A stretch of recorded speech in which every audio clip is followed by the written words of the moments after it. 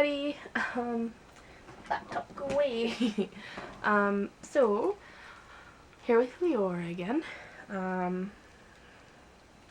2 videos in one day. You guys are lucky. Just kidding. So I thought I would tell you guys. Oh, there's a fuzzy. Nope. I thought I would tell you guys about Leora, her backstory, and then my 2 other. There's still stuff on the camera. Go. And then the 2 other characters I'm hoping to embody into dolls. So, Leora, she's number 1. She originally was going to come from a forest-dwelling tribe that was more so hunter-gatherer and kind of primitive, but not unintelligent. They would probably use like bows and arrows and live in some type of organic like housing. I had some really interesting ideas for that. One of them being like living in like fallen trees, or even like living, or another one was kind of like a yurt where there was like a tree, and then they would build like a structure around it using other like fallen materials, like other fallen trees and things like that, to build like a circle around the center of the tree, and then having like large leaves or even like tarps or something like that for protection from like the rain and things like that. And so they'd be very nice and dry inside the inside the tree yurt, or whatever you want to call it.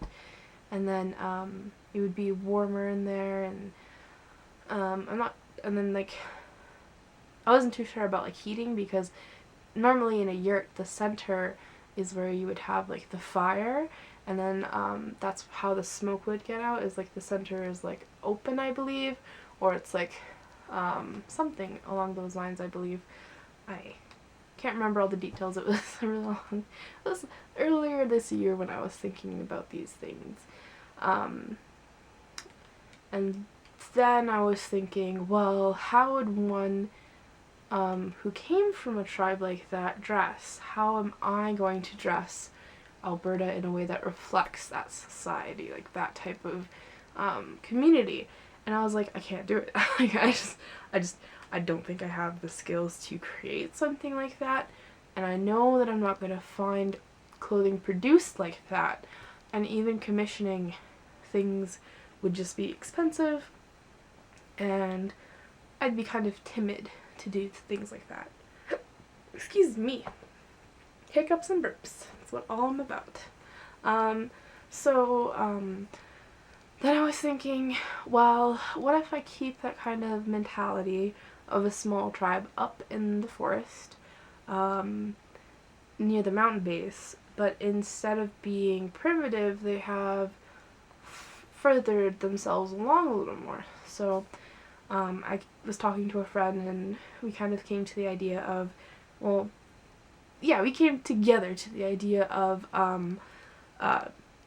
them living along the river, high enough so that they don't get flooded out or anything like that, but they live in like cabins or some type of wooden structure, kind of quaint, small. Some might be 2 stories depending on how big your family is, and they're set along the river so that there's a water wheel on the outside of the house, and it powers the house. It's not a ton of electricity, but you know, using I think it's called nope, not even gonna try. Using water power, hydro, whatever you want to call it. Whatever. I am not a genius. I just think of these things. Using that movement for electricity. So to power like small appliances, light bulbs, things like that. And then they'd be more open to traders to come up to the mountain and trade goods with them, and then I see them, because they do live right along the river, like, they can still, like, I still would like them to be hunter-gatherers.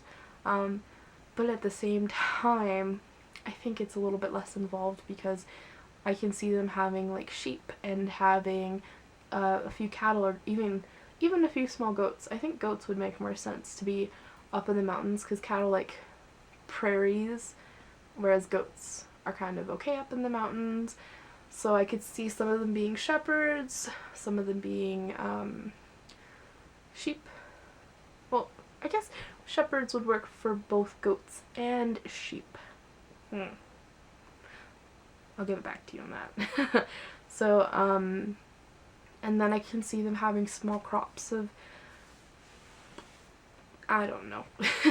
It depends, because there's certain things that'll grow up higher in the mountains and some things won't. Like, I could see them having some type of meal or wheat that they would grow up there.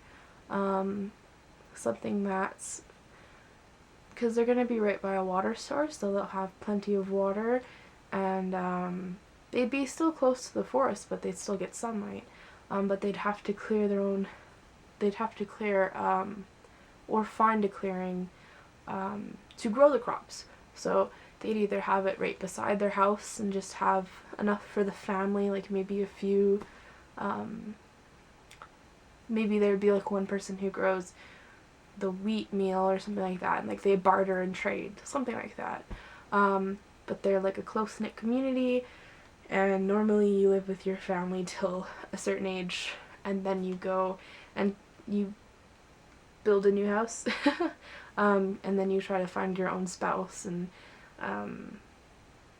try to have your own family, and you learn, like, you're brought up to hunt out in the forest for when you need meat, and then usually your family will give you a gift of like a goat and a sheep, and then some seeds to start your own crop, kind of like passing on like the knowledge of the community, the village. So Leora, I imagine her being quite independent, probably in her 20s. So she would have moved out of her house. I can see her keeping like a few goats, maybe a sheep or something like that, chickens, I don't know. And then like a small crop, and then being very kind of solitary, because she does get along well with her family and with the other people in her community, but she prefers spending time alone, and she likes hunting. Like, she likes, I see her with like a bow and arrow and going out and hunting down her own food, and being very independent, but still sharing with her family, because it's kind of what you do, you take care of your own. So I can see her like teaching her, I don't know if she'll have siblings. I think she would just have like a small family, and then she'd probably live in just like a 1-room or 2-room cabin. And then like I can see like the community helping to build each new house, because it would definitely be like a strenuous task, especially with like the watermill, right? Like, that's not knowledge that everyone would want to share, right? So that is the backstory of Leora. And my other 2 characters are Nomad.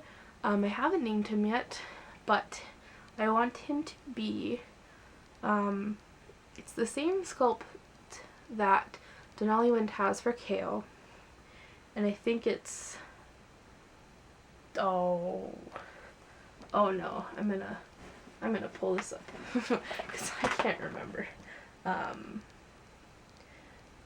I know there's the Zoe, and then there's the other one, and it's not Mo, because I just looked that up today. I was like, like, I want to go look at the sculpts that I was imagining for certain characters and see if I could find anything, because I still haven't decided one for my other character, which is she's kind of a fun character. So it is the Doll Zone row that I'd like to get for my nomad character. And since I've told you a lot about Leora, I'm just gonna end the video here kind of, and then talk about the nomad character and the other girl character another day.